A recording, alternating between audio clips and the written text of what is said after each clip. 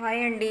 ఈరోజు పులిహోర చేసుకుందామని చింతపండు పులుసు, పోపు దినుసులు, పావు కేజీ రైస్ వండి పెట్టుకొని ఇలా పోపు చేసుకొని ఉందామని. ఈరోజు చాలా రోజులు అవుతుంది చింతపండు పులిహోర తినక.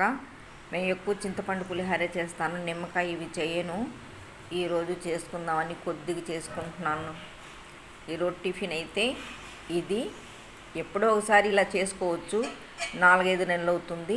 ఈ మధ్య కొద్ది ఫంక్షన్లు వెళ్తూ హిందూస్ కార్తీక మాసం నాన్ వెజ్ తిన్నారు కొంతమంది అని కొద్ది పులిహోర పెడుతుండేవాళ్ళు మనం భోజనాల్లో.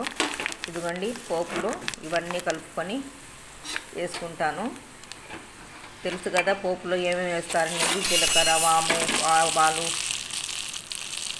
మినపప్పు, ఎండుమిరపకాయలు, చింతపండు పులుసులో పసుపు, ఉప్పు, పచ్చిమిరపకాయలు వేసుకొని ఉడకబెట్టుకున్నాను.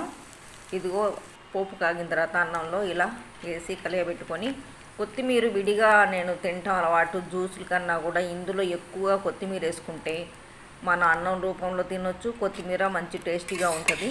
పులిహోరలు ఇలా కలుపుకుంటే ఇలా తింటాం నాకు ఇష్టం. కొత్తిమీర, పుదీనా ఇవన్నీ ఒట్టిగానే తింటాం నాకు అలవాటు.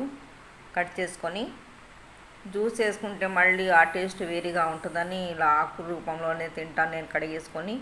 ఈరోజైతే నా దినచర్యలో 7:30కి టిఫిన్ అయిపోయింది, తింటామను.